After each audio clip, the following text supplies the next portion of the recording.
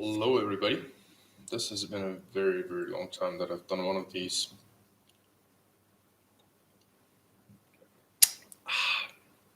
Cheers, by the way.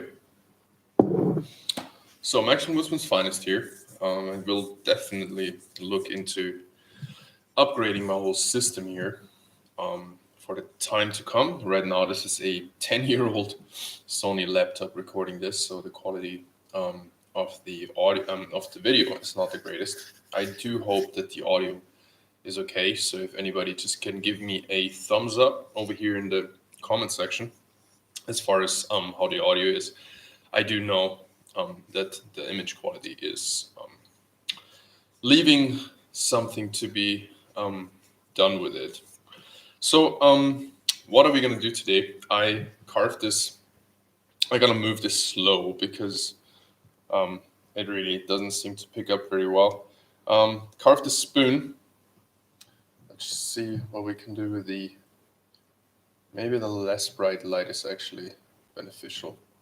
Yeah, so just for when I look at this is a quite complex eating spoon. The bowl is not finished yet, but there is definitely some stuff going on, hollowed handle and all this stuff that just some of my signature shapes, the ergo keel, etc., etc. It's also pretty much finished on the front. Again, I'm apologizing for the absolutely terrible video quality, but we're gonna go over some finishing of the bowl. So I'm just gonna talk about that. If you want really high quality footage, let's say that right off the bat, I do have several courses on Boon TV. You find all that stuff down in the description box of my regular videos. Not sure if it's gonna be here.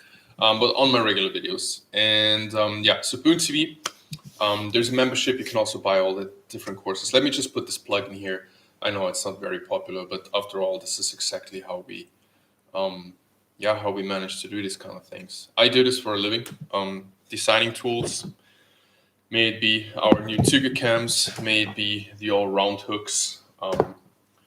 We're having several sloids coming out. This is another one I designed. I've been testing for the last several months. This is our swayback sloid.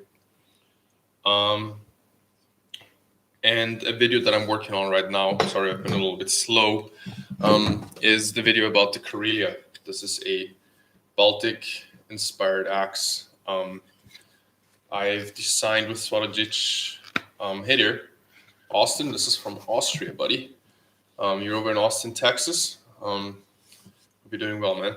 So the Karelia is gonna come out very soon. Oh, it is out. It is out. The video about the Karelia is out pretty soon. This is my heaviest carving axe. This is what I'm using all the time now because I think that if you're using heavy equipment, heavy tools like this with the right technique, this is gonna do way more work for you. So I always think that the two factors you will not change is gravity and the density of your work material. So the density of birch is always going to be the same. The gravity is always going to be the same. So the heavier tool you're going to use, with the universal weight being very high, it's going to work for you. It's going to be more accurate. You only have to lift it and drop it, basically. And it's going to be less fatiguing in the long run. It's going to be safer because of that. So this is basically how I teach about carving axes and how I teach carving. Be as efficient as possible, using your body like a tool, like I've learned in grappling and in mixed martial arts, and I implement all of these body mechanics and the physics of it into my carving style. So this is basically what you're learning on my Boon TV page. And yeah, I'm gonna be talking about this axe, and I'm actually a whole video just about carving axes on Boon TV, where I'm just, for 2 hours about comparing just tools. Luke, well, that is just experience and understanding the wood. Like you have to carve, you have to get rid of the pith.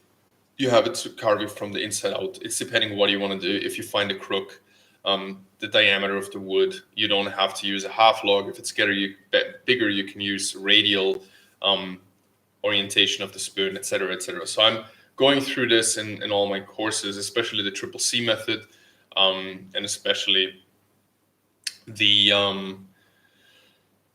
the Cooks Carving course as well. And I have sharpening videos on there for hook knives especially, and for sloyd knives, two separate ones, over 4 hours of just sharpening, decoration, etc., etc. So there's 20 videos on there so far for a total of about 45, 50 hours. It's a lot of stuff. So check it out, boon.tv/Woodsman's Finest. You also find the links usually in all my recent video description boxes. So I really appreciate that. Rowan is absolutely incredible. I love Rowan. We call it, we have several names for it, but we call it mountain ash as well. And we also call it bird berries. That's what we call it. And in fact, this is actually not whiskey, but this is some corn that I've just induced over weeks and weeks with different herbs and stuff like that. And some Rowan berries, actually. So that's what I'm having right now.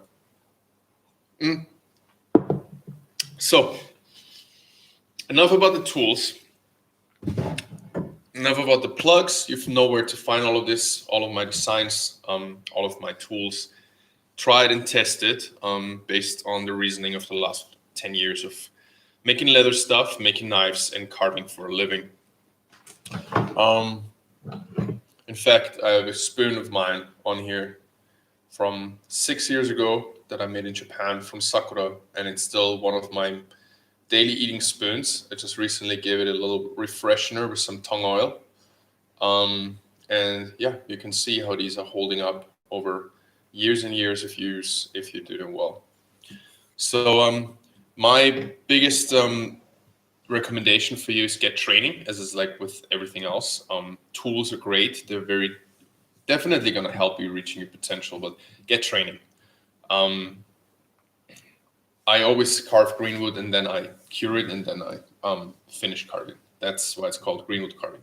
So what do I want to say? Yeah, courses, get training. It's going to steepen your learning curve, and it's going to help you not making all the mistakes that you regularly make. Because basically, having a coach, having a mentor, having someone that you learn from is not, you can't do it yourself. Of course you can do it yourself. It's just going to take years and years. And the decision everybody has to make is it smarter to spend your lifetime just getting to a point? We have many different interests in life, right? And we want to get decent at the stuff that we're passionate about. If I have someone to learn from and I make a good choice with that, I can take knowledge from someone who has, as a professional, spent their lifetime getting all the kinks out, and they give you a digest. They give you a summary. They give you the most important points. In my courses, I give people visual cues, verbal cues. I give them names of certain principles and methods so they can kind of constantly remember that. I give them bridges that are easy to remember.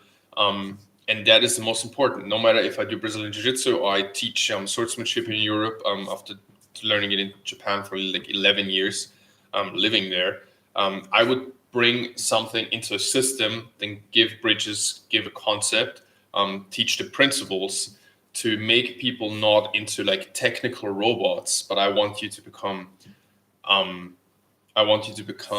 creative problem solvers. I want you to get into a challenge of carving a more complex spoon, for example, and not be afraid of that challenge, but rather be confident because you pair the experience with the reasoning or knowing the principles, and that combined is going to give you the confidence to go through a creative challenge with boldness.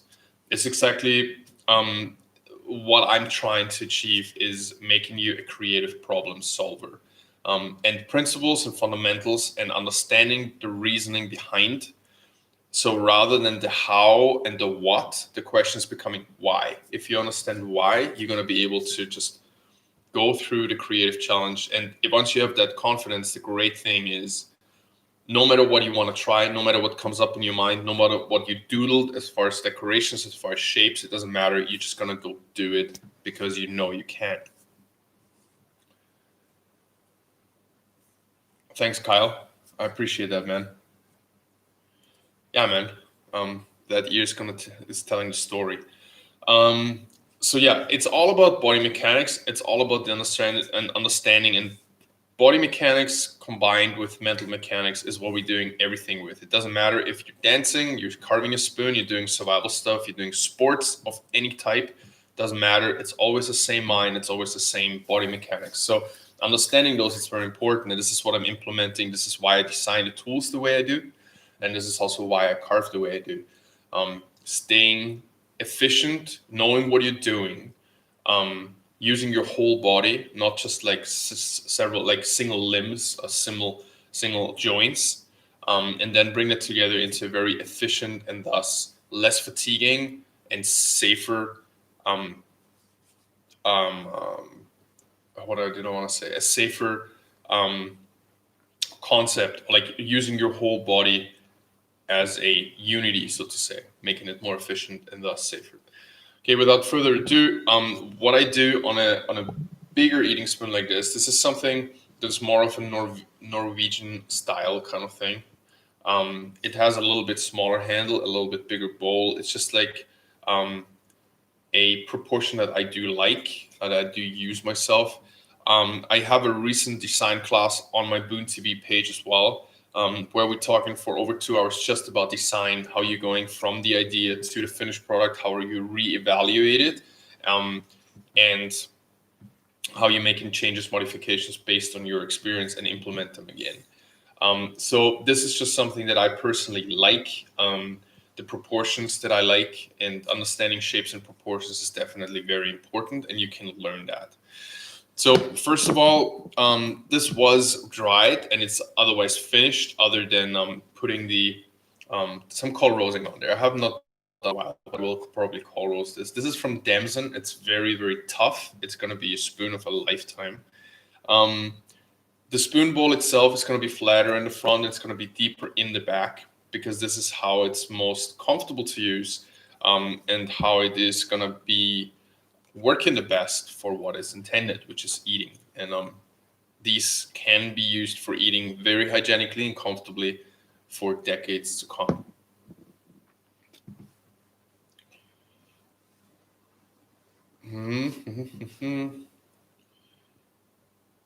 Yeah, John. Ashes are being cut down because of the that beetle that is killing them all, and cutting them down is actually the only way how we can prevent that entire tree species dying out. So let them cut it down if they do, because they know what you're doing. You can use ash, of course, but it's a ring porous wood. I have a 35-minute video on this channel.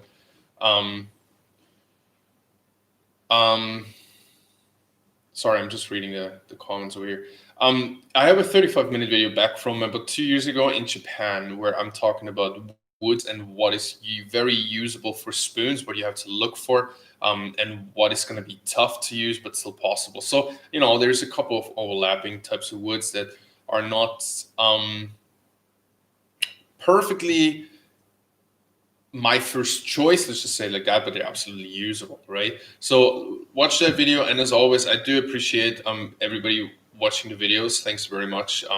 Just whenever you watch something, just hit the like button. It's just how the algorithm works. We're putting the work in. Free content isn't free for the person who makes it. So whenever I do watch videos, and I do watch videos, and I forget liking them or something like that, I hop back and just hit the like button, because it's like a split-second thing for me, and it's like a huge thing for everybody who creates the content. So I'm just gonna grab my 60 millimeter, 6 centimeter cross Tuka cam that I am doing in a collaboration with Fire Forge, or like Svarajic out of the Ukraine. I've been working with them for over 2 years now on all the designs, and they have an extremely high quality standard. This is bearing steel. Yeah, what can I say? It's ball bearing steel. It's the handle length that I wanted. It's an integral forged tang, 30 millimeter across and at the fixed point of the ash handle. Yeah, lifetime tool, comes with a very thick and sturdy leather sheath. So this is what I like at the very front of the spoon, especially because I want to, and I'm just gonna tilt this down a little bit that you guys can actually see something. This is a gorgeous bib. I have a video out about these two. It's just protecting my sternum from all the, the sharp corners of the wood and all.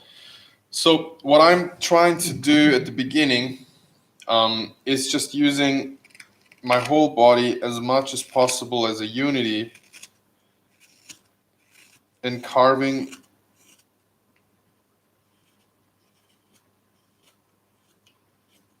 by using my offhand to be the motor, and my right hand here is just doing the levering and doing a little bit of a turning of the blade to enter and exit the cut. I'm trying to do long, shallow cuts, so I'm not leaving a lot of deep facets, because after all, I'm trying to finish the spoon now. This is not the initial hollowing that is done when it's entirely green. You can see that I'm really tight here and I'm using leverage there, but everything is tight, which I call my my power carving system, like a body lock system. It is trying to use the body in a very efficient way and also in a more accurate way. Unfortunately, I can't quite show you what is happening too much. The only thing you can see is that it's getting very shiny over here, and I'm piling up the feathers back there. And then on the other side of the spoon, obviously, I am trying to mimic that. Just a couple of shallow cuts at the tip getting into it. And this wood is very, very dense. It is definitely a lot harder to carve than some of the birch that I'm using. So just at the tip here, it's going to be a little bit more difficult. But once I'm getting through this initial surface, now I can use leverage the other way around by basically bringing the handle in. And it's definitely a little bit harder to do this on camera. I like using the Tuka Cam for this because it is a more open curved knife that is giving me the same radius all around. So it doesn't matter if I'm using the blade back here or up here, it's always going to give me the same type of facet.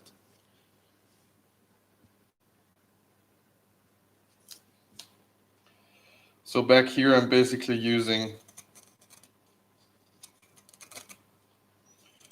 the rear end of the knife and not the front. And then in the middle, I'm going to be using this, and I'm going to get the same type facet everywhere.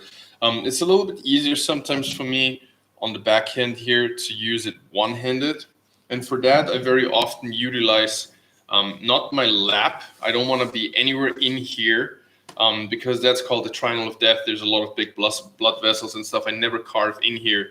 But carving on the outside of my lap, or like having the spoon laying on top of my lap like this, pulling it towards me, there is absolutely no danger of me cutting myself in any high consequence way. And I have myself instructed knife safety and knife use in backcountry situations last year to big groups in Algonquin Park, Ontario, being several portages in with like high exposure consequence as far as risk management goes. So I kind of have wrapped my head around calculating risks based on situations, and I use a knife every day of my life. So I do think about the positions that I'm teaching, and it does have a lot to do with safety and risk management, because after all, these knives are incredibly sharp, and they're supposed to be. The sharper the knife, the safer it is. A dull knife is a dangerous knife because I do not need any power, any exaggerated force to do any of this. Thus, I can control the knife easier, and thus it's safer. Even though things might not look safe to you, I have a brace here against the other hand, right? So there is safety measures in place for not cutting into the other hand. Just like when I carve against my sternum and people say like, well, you're not supposed to carve towards yourself. I'm not carving towards myself. I have my elbows in, I have my wrist close to my upper body here, and I'm literally not able, doesn't matter what blade I'm taking, I'm literally not able to cut myself here. Doesn't matter. You're not carving towards yourself like this. You are literally bracing and framing yourself like that. Other than that, you're also not pulling really with your right arm. You're always using your offhand that is holding the spoon, bracing it, and you're bracing it to give you actually free fingers to push the knife. So it doesn't go any further than the offhand is pushing. The right hand is not really pulling, it's just guiding the bevel into a cut, out of the cut, whatever. This hand is the guiding hand. The left hand, as a right-handed user, the left hand is actually the engine, the motor behind the knife, giving it the power it needs.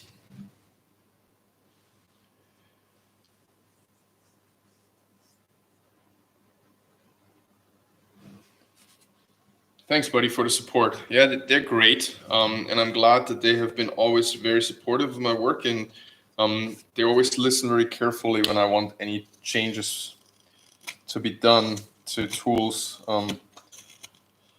So now that I've been close to the left and close to the right, and I can also see that the rim is even throughout. It's all about keeping things symmetrical. That's also something we talk about in the courses a lot. How to identify symmetry and what is disturbing the symmetry, and how there's several tools that you can use as far as vision, etc., to really detect what you think is disturbing the symmetry, so you can actually you can identify what you think needs to be carved off in order to achieve the symmetry. I hope that makes sense. Very often people have the problem that they know something isn't quite symmetrical, but they do not know what the issue exactly is. So that's a very important stage. So I do like the Tuka cam. It gives me a lot of leverage. As I said, I can use these pivot cuts. If you want to have a very detailed look into what I'm doing and how I'm using these tools, there is a course called an in-depth look into spoon bowl carving on my course page, and it's just talking in HD. In fact, it's just talking about spoon bowls and different strategies. What hook knives to get first and why, and different spoon bowl strategies. So that's working pretty well. It's hard to see. I really do apologize. There is a new laptop on the list, but you can see that I basically piled up some feathers back here, basically where the deepest part of the bowl is, because you always carve from the peak into the valley,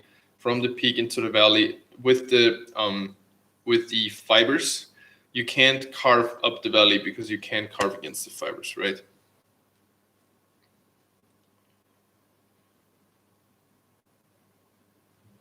Thanks, Mauro.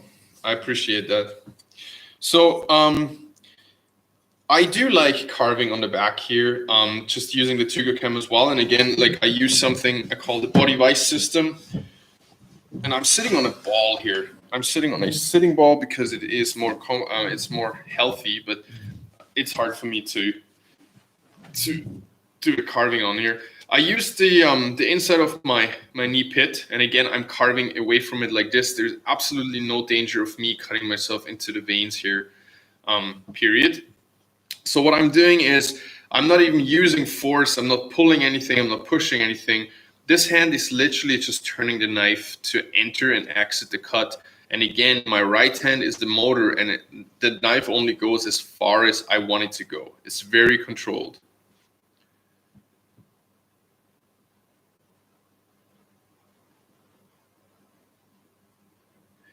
Yeah, Kyle.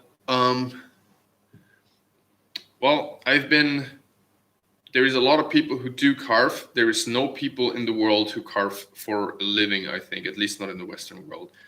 For none of us, it's working out. There's just, it's just a very difficult topic. I don't even want to get into it, to be very honest. Let me just tell you, you do not want to carve for a living. Everybody who has passion about this and likes doing this, keep the passion and keep like doing it. That's way more important than making money with it. You get that from my page, woodsmansfinest.com. The links to the tools are in all of my other videos, so under my other videos in the description box. So from the back down, sorry, it's very hard for you to see. I hope this is somewhat making sense. You can see I'm just curling my fingers and this hand is just guiding it. And now I have a perfectly smooth cut instead of ding, ding, ding, ding, making very, very small beaver tooth marks. I'm trying to get smooth, long cuts. Your knives need to be sharp for this. This is tough wood. This is Damson, after all, which is, I think, prune. At least in German we call it prune. So, and it is leaving a beautiful, beautiful finish that you would not get with sandpaper the same way. And sandpaper does work against the grain. And the beauty about knives is you carving with the grain and you leave a way stronger and nicer end product and finish.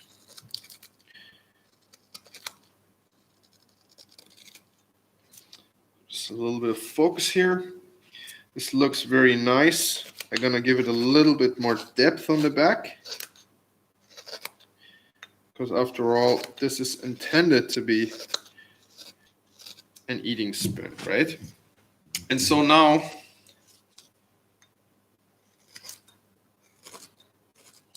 very controlled. There's no fast, uncontrolled movements here. And you can see, hopefully, slightly, and I turn it away from the light a little bit, how now we have just come from both ends, and this is where the grain is meeting here.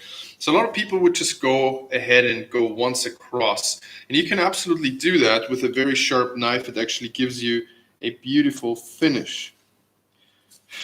What I like doing though is something called creeping up on the grain.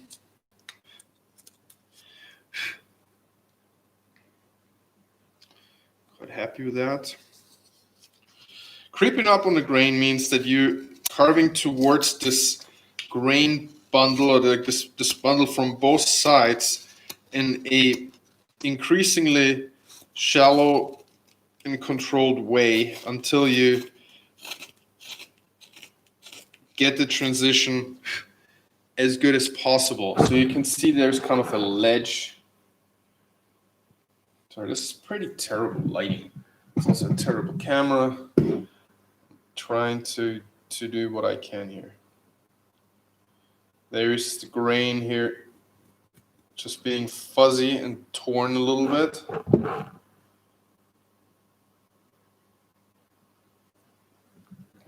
Maybe making it less bright like this is going to show better. You can see it somewhat. So, please never ever use gloves when carving. That's the biggest mistake anybody can do. Carving with gloves is the equivalent of using training wheels on a bicycle. It's great, and then you're taking training wheels off, and then you're just gonna fall on your face. Learn how to sharpen your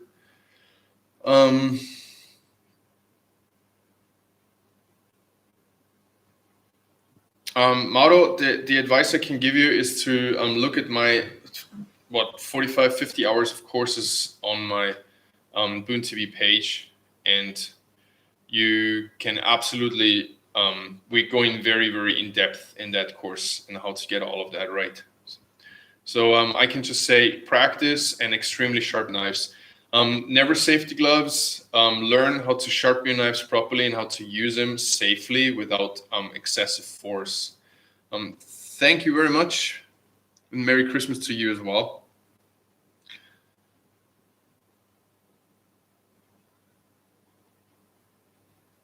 Thanks, Kyle.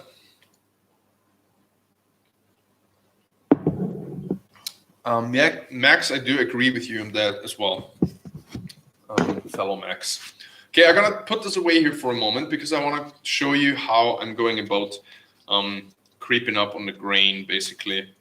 But this tool, the Tukukam 6mm, is great if you want to do any type of bowl, cooks or carving. You can use it with two hands. I like using it like this with my whole body. I like using it with leverage this way, with two hands this way. So it is definitely the second knife that I recommend after getting something that I would consider to be the all-round choice, like a all-round shape, because it has a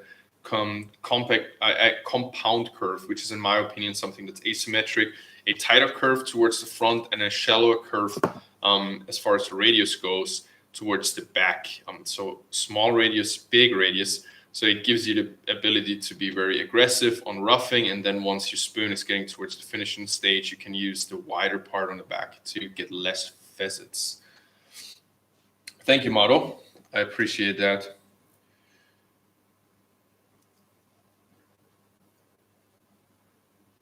Yeah, definitely. It's also one of my favorite books, Swedish Carving Techniques. Very, very good book. But yeah, it's still important after technique. Technique is one thing, but understanding the fundamentals is a completely different thing in my opinion. So you have to kind of combine the two. In any case, so now what I'm doing is I'm going through the bowl once to get rid of most of this material in here because it's just kind of a ledge. So I'm using what I call a peeling grip, peeling cut. And there is a certain technique how this is done without cutting into your thumb. It looks like I'm gonna cut into my thumb, but I do not because of certain details, using the knife in my finger rather than in the palm, etc., etc. So something we're going over in the courses.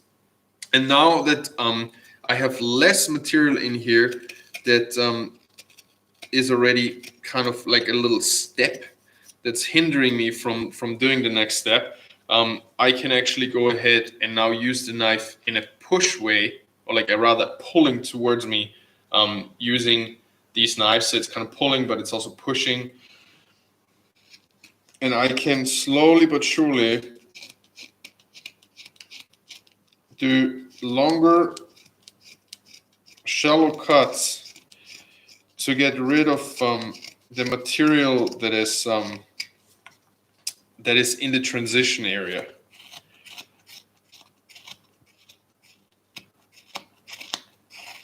And so slowly we're just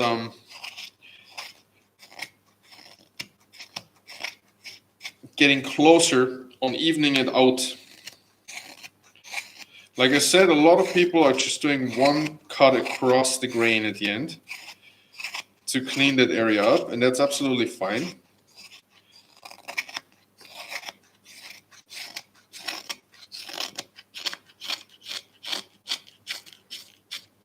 But you can also use sharp knives and different angles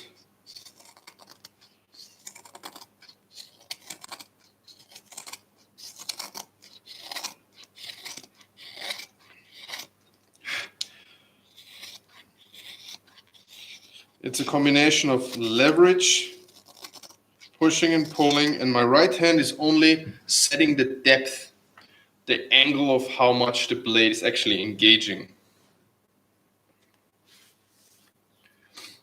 That's awesome, Max.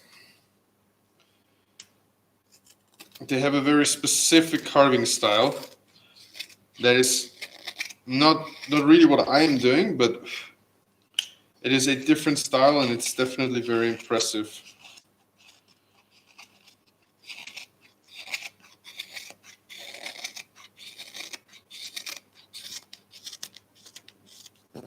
Definitely the best book, in my opinion, to get into spoon carving.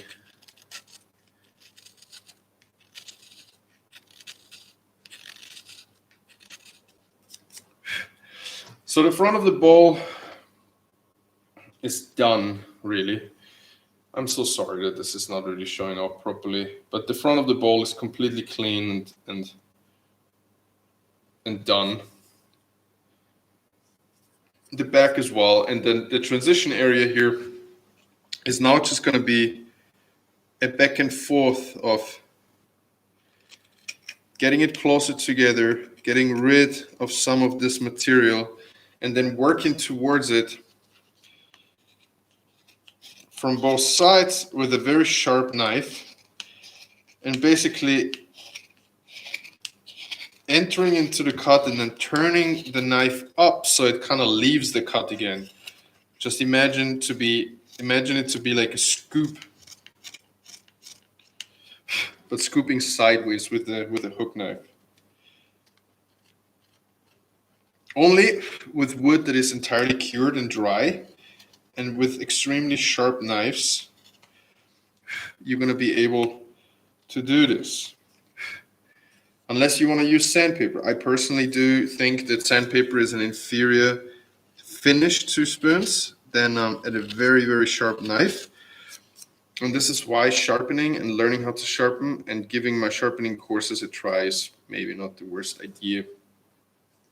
So now we're pretty much there. And it's just going to come in from the back now. I'm going to use my body vise again. It's just one of many different ways how I teach using your body as a vise.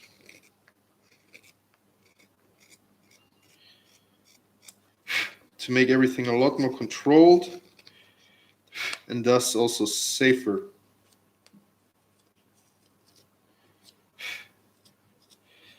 I'm a big fan of very simple tool kits with as little as possible in there, and this is why I like a very big and heavy axe like the Karelia that I showed in the beginning, because it's going to do a lot of different jobs for me, and an axe is going to be rarely too big for a job, just like a hook knife is going to be rarely too small for the job, but axes can be too small for the job and hook knives can be too big for the job.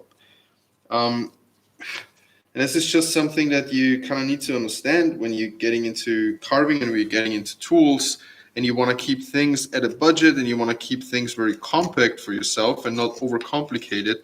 Then get the tools that are do most different jobs for you. So a regular Sloyd knife, for example, is going to do also decoration and also is going to do some coil rosing for you. It's going to do chip carving for you. You don't need specifically a chip carving knife. It's not necessary. For years and years, I used just my regular Sloyd knife to do all the chip carving, decoration, coil rosing, anything you can imagine. I didn't have anything else. And to this day, I rather use just my regular Sloyd knife for all of this stuff than using a bunch of different tools. I do have them, but I like keeping it simple.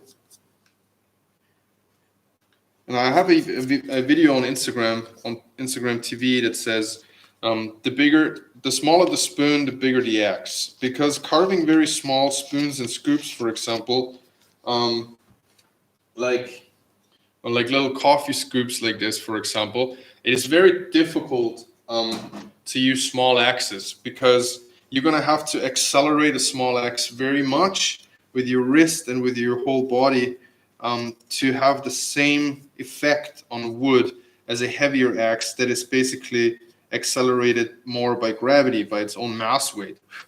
So aiming is becoming more difficult but you need to aim better on a small spoon if you axe the blank out. It's going to be more difficult with a small axe though, because anything I accelerate, I can actually deflect and torque the axe in my hand. With a big axe, like my Karelia design, for example, I do just lift it, and gravity wants to suck it straight down without me having to add anything to it. So these are principles that are more important to understand, because most people would just think, oh, it's a small spoon, I'm just going to get a tiny axe. And it's the absolute wrong way of looking at it. And this is bringing me right back into why you want to get training. It's because someone else spent a lifetime of thinking about these things for you. So why would you not go and use that? I've had coaches all my life in everything I've done, from archery to Iaido to,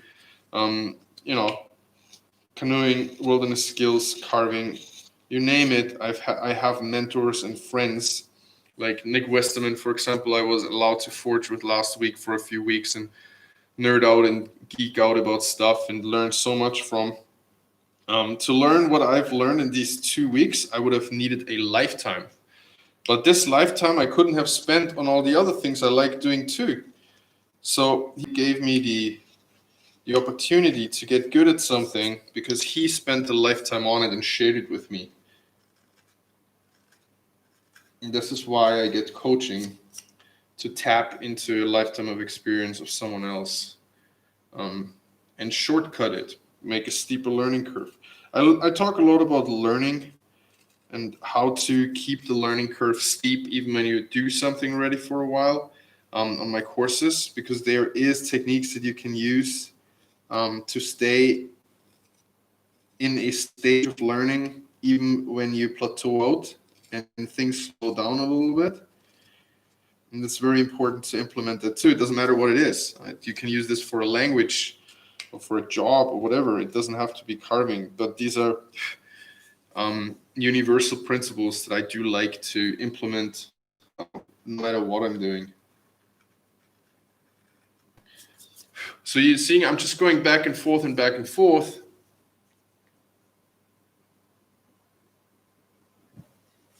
Hey, bombing bloke, I totally understand you, buddy.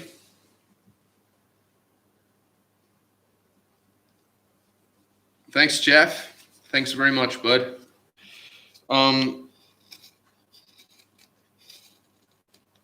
I can just repeat, get training. YouTube is nice. It's used for teasers. But everybody who is a professional at something usually has a platform where they put all the nuggets, so to say, for people. And usually has a platform where they put all the nuggets, so to say, for people. And probably we have to understand or understand that the free content we're producing is not free for us. So we usually try to make something work, to make our jobs work better. And I can just say, if you have something you want to learn, find a mentor. This is why we have schools. This is why we have training centers, why we have universities.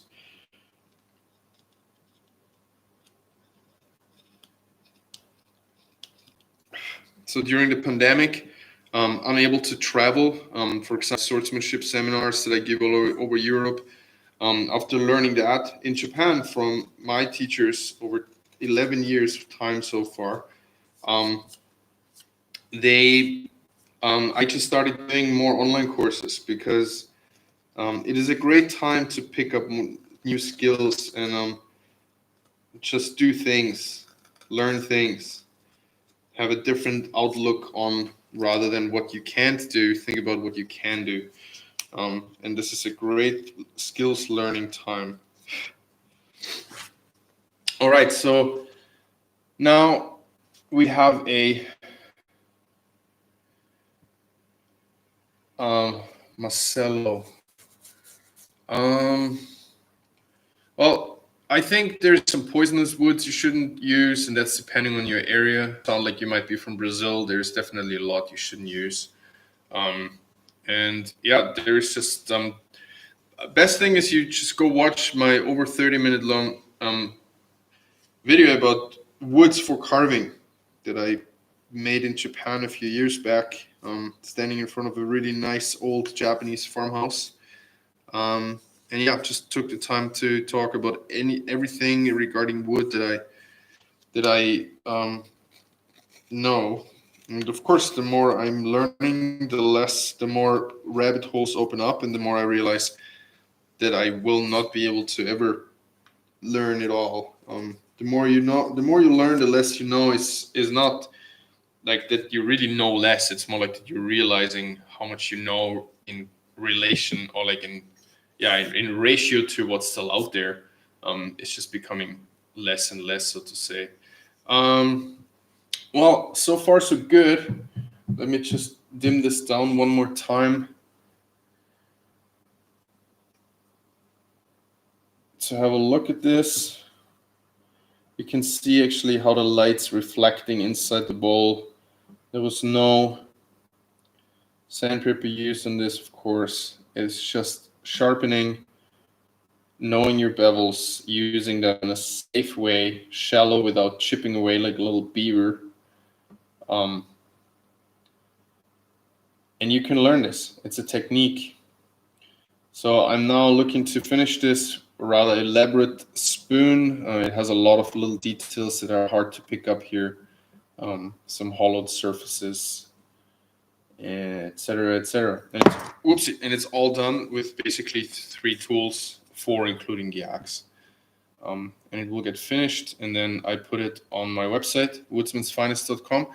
Very often things are just selling straight out of my Instagram channel, and most of my stuff goes on Instagram first. Also my tools, also the knives that I make, all the leather gear.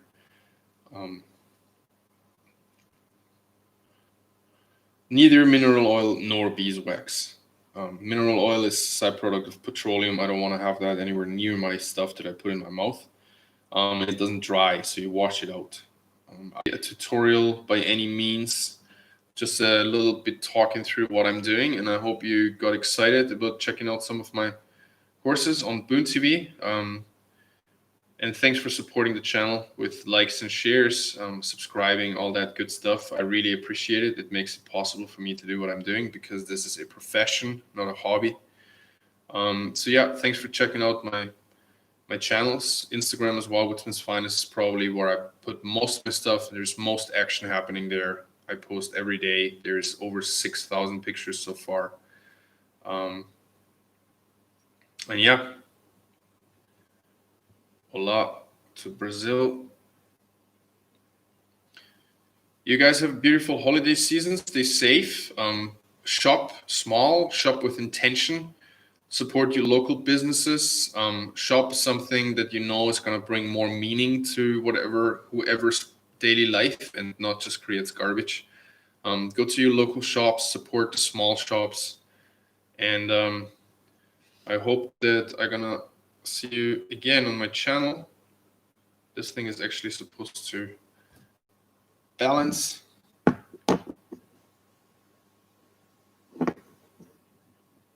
Now that my bowl is not heavy anymore, it's actually not balancing that nicely anymore. But it's supposed to sit like this. Oh, there you go. It does. All right. Well, folks, thanks a bunch. I hope this was helpful. And I'm going to see you next time, hopefully. Stay safe. Thanks for the support. Cheers.